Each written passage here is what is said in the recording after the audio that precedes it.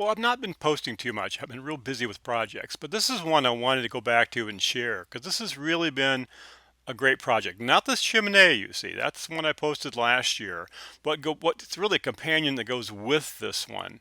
Um, the problem with the chimenea is that I was taking up a bunch of wood on the deck, and which was really making my dog Chester happy because he was like, "Oh boy, chew toys," and he was spreading them all over. So I needed a wood storage area. And I looked on the web and tried to find things that would work for me, and I did not want to put it underneath my sheltered area because that's limited space in there. So I wanted something outside, and so what I ended up coming up with is kind of a dual purpose table and wood storage. And I saw some ideas out there, and I thought, well, I'm just going to post this for throw my hat in the ring for hey, if anybody wants this idea, because it's made out of an old fuel oil tank. I happen to have this fuel oil tank because someone just dumped it in the ditch up the road here many years ago. And at the time, I was thinking, well, I might make it into a smoker. One of my friends had that. He could do, and he made one of a fuel oil tank, and he could do quite a few turkeys at the same time. But of course, that never happened.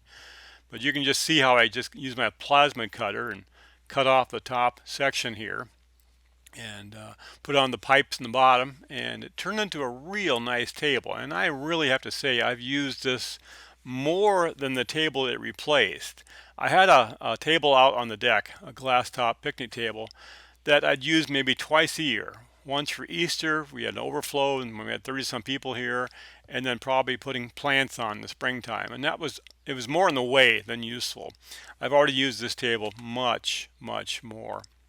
And I use the same techniques I've used before with my plasma cutter to cut this top off. This is nothing more than a strip of aluminum, which I have these countersunk magnets that just fit on a bolt, and I used a bunch of nuts to space them up a half inch or so. So it gives me a straight edge for my plasma cutter torch to ride on. And what's nice about this, I can just like it will just go clink and the magnets will just attach it right where I want it, and they'll stay nice and well while I'm using this edge to cut. And it gives me a nice square straight edge, better than I can ever do freehand. Um, However, one of the things I found out earlier on when I was just cutting this thing off, and I use the same technique here to cut the sides off too, I just didn't picture that. But this tank, they must really squeeze it and then weld it, and of course the welds hold it in place. And once I finally got it cut away from the original part of the tank, it was like spring because it was like a lot of stress there. So I did have to kind of reform it a little bit. And also what I needed were these extra supports. Now I used this section of the tank because it already had these threaded holes for I think for the vent and filler. And I just used galvanized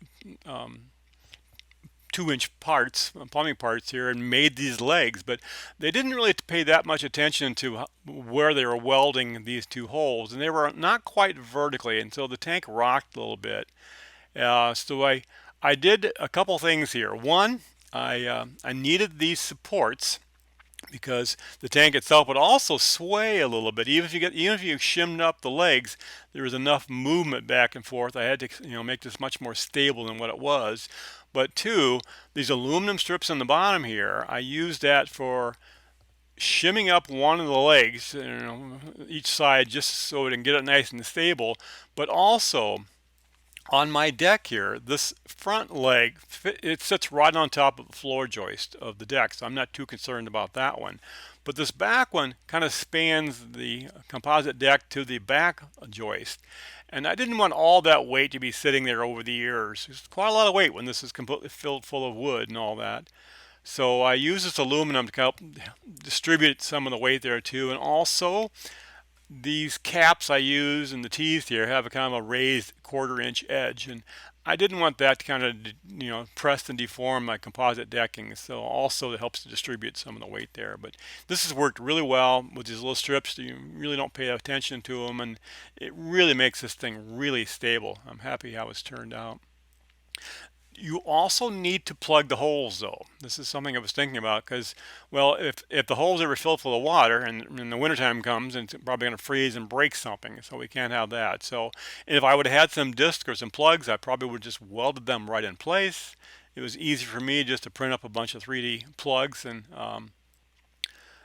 silicone them in place, and I don't think that's going to be too much of a problem then. But yeah, you've got to fill them up somehow, whatever's easiest for you. The top frame here. Remember I said this tank was kind of sprung out a little bit. So what I did, I built this rectangle of steel angle iron. This is 1 inch, 1/8 inch steel. And I built that to fit on the inside of the tank section here. And, yeah, and then I used clamps to hold it and clamped it in place and welded it all, tack welded it all on the perimeter. There's also a middle section I'll show you coming up here too. But this allowed me to, one, hold this section of the tank nice and square like I wanted it to, but also gave me then a platform I could actually bolt on my aluminum top. My top is really was separate, and that's aluminum and tile. And so once I got the top there, I just drilled the holes in and countersunk the aluminum and put in stainless steel hardware to attach it all. It is repairable if I really want to. I hope I never do. People aren't dancing on it anyway, so it shouldn't be too much of a problem. Yeah, like I said, you really can't see the legs, the verticals down here too, and what they take away, they really add that much more for stability. So, and I like the overhang. It's enough to make it look nice and still protect the wood. Now, this is the other side of the tile, and I use these supports. I'll talk about how and why I use them, but they run right where the seams of the smaller tile on top go. I needed some support for each end there. But the middle section here, that has this additional, I put another angle iron piece I had here because there's a lot of, aluminum is not that strong, especially flat aluminum like this and tile. So I use this section just to kind of stiffen it up, and that really, it works great. You can't even tell it's not on a plywood or something, so I have no concern with that. Now, what the size was dictated by the tile that I could get. And now I think these pieces were 24 inches by 12 inches. And then these middle four sections were 6 inch squares. And they made a nice design. And I could have used different styles, but I kind of like what I could find here. It's kind of all black and gray and things. And I didn't use caulk or grout. All this is just silicone, black silicone adhesive caulk I used to seal it all up. And it turned out really good. Although my recommendation is not to do this on a hot day, because I did this on a pretty warm day and the stuff was running all over. And the problem I found also that the bigger pieces here are a little bit thicker than these smaller pieces in the middle. So what I ended up having to do was to shim them up a little bit using toothpicks and whatever, just to kind of get the right height there too. But how I made the aluminum top, this is 3/4 inch by 3/4 inch by 1/8 inch 6061 aluminum. It's easy to weld, and it unfortunately had a 5/8 or so leg depth, and of course that was not good enough for my tile. It would just sink right down in. And I thought about this and I thought, well, you know what? I had this 1/4 inch material, so I actually made some spacers. That's what supports the end of the small tiles, and there's some in the corner. I'll show you some extra pictures coming up. But that gave me just the right height for my thicker tile. And so I welded the perimeter, and then I welded these spacers inside here, and it was just a little bit more than 1/4 inch, and that was perfect for my tile. Here you can see some of the spacers I put, and I used these spacers then to bolt right to my frame. And that worked really good. Here's an outside piece here's my frame. This is even though you can't see it, this is a 3/4 inch. It's just the sunlight's washing it out right here. But there is my spacer on the inside for my bigger piece of the tile, and here's my spacers on the inside that actually happen to hit where all the ends of the small pieces are. I wasn't too worried about the sides here because the silicone that holds it fine. And you can see in the picture here, toothpicks, because that's about the distance I needed to make up because of the shimming. So I used toothpicks just to shim it up a little bit because the caulk was getting awful runny and messy. And here you can see a better picture of the toothpicks. So have them on hand before you start. You're going to need them if your tile has a little bit different heights, thickness like mine was. But there is a bead of caulk on everything. It's all kind of caulked together. I think this is going to be nice and solid, and it is repairable if I ever break a tile, but I'm not sure how that's going to happen, but who knows.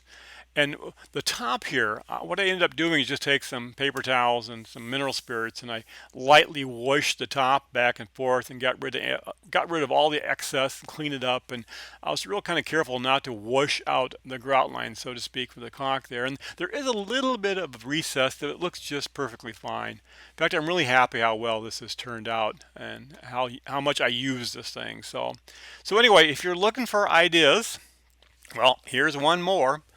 Especially upcycling. I mean, it was an upcycled LP tank. I made my chimenea out, and I used the same techniques of the cutter. I actually posted a video on that if you haven't seen that one.